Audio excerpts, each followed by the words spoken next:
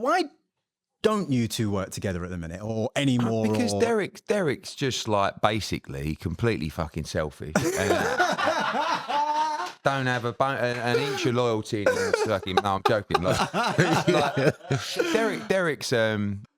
Derek is like, there are a lot of, it's all about bad people. I mean, Derek's not one of them. There are a lot of people who, loyalty is important, but especially in a business like boxing, you really have to look after yourself. Yeah. But there's a way to do that still keeping good with people. Yeah. You know what I mean? Mm-hmm. Instead of like being a bit of a dog and like slippery. And, well, I'm not slippery. if you let me finish. Okay, go on. Right? And Derek is selfish for him, as you should be. Which is fair, yeah. But not in a slippery dog way. Do you know what I'm saying? Yeah, so like, mean, yeah. And I tell you, someone else is like that. He's like someone like Canelo Alvarez, right? Who we represented for like 8 fights. He basically says like, I need to go wherever the best opportunity is for me. And by the way, Eddie, I love working with you. We get on really well socially. We talk all the time. But if I don't have the deal for him, don't matter how much he likes me. Yeah. I'm not the right, if you believe in him. And me and Derek worked for a long time and together. And I think he will always, we always joke about who pays more, me and Frank. And, normally he says it's Frank, but that's if he's with Frank. And then when he's with me, he says it's actually with me.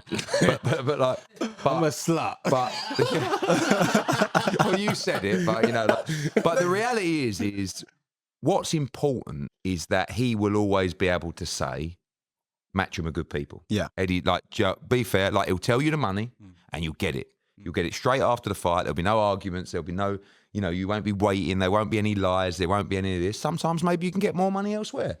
But with those guys, they're solid. Yeah. And that's reputation. Nice. And with Derek, I mean, Derek will, in the early days, Derek was a nightmare. Like, there was my favourite story about Derek was when he boxed Carlos Takam, right?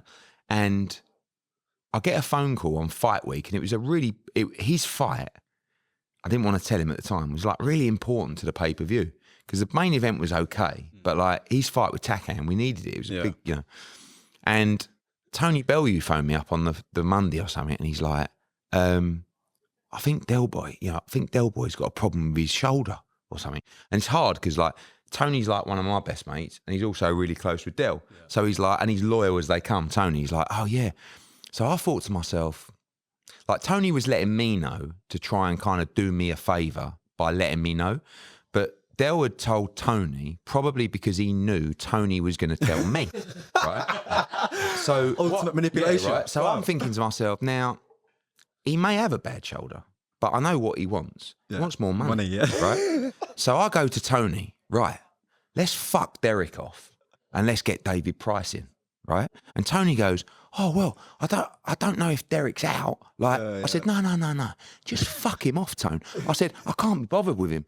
He's a messer. I know what he wants, more money, blah, blah, blah. I said, so send me David Price's number, right? So he knows, I know, that he's now, Tony, telling him that I'm calling David Price, right?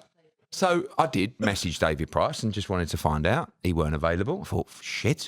Right? And then I spoke to Tony. I went, David Price is in. So anyway, then all of a sudden I'm looking at my phone. I go, now I know what's going to happen. Chisora's going to call because it's only all of a sudden, Derek Chisora, right? Oh, mate, yeah. Oh, my shoulder.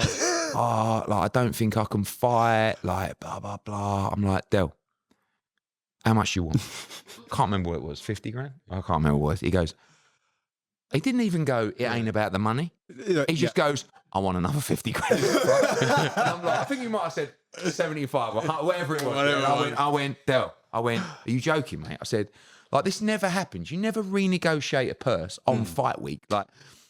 He was a little bit more rogue then, to be fair. And I went to him, Del, because I needed to fight. I thought, do you know what? Let's just nip this in the bud. Yeah. I was like, I'm going to give you 50 grand, right? Let's just get on with it.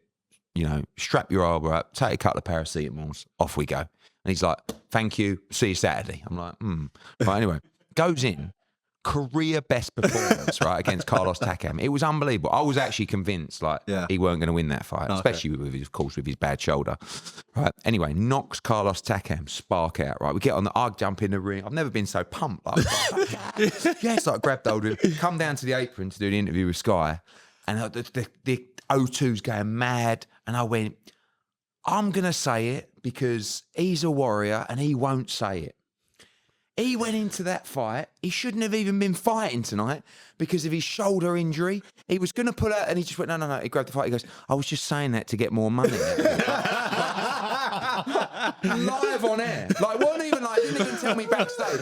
And the whole arena, you can hear the whole arena just laughing, going like, Eddie, you've been completely mugged off here. Do you know what I mean? So that was one of my favourite Derek.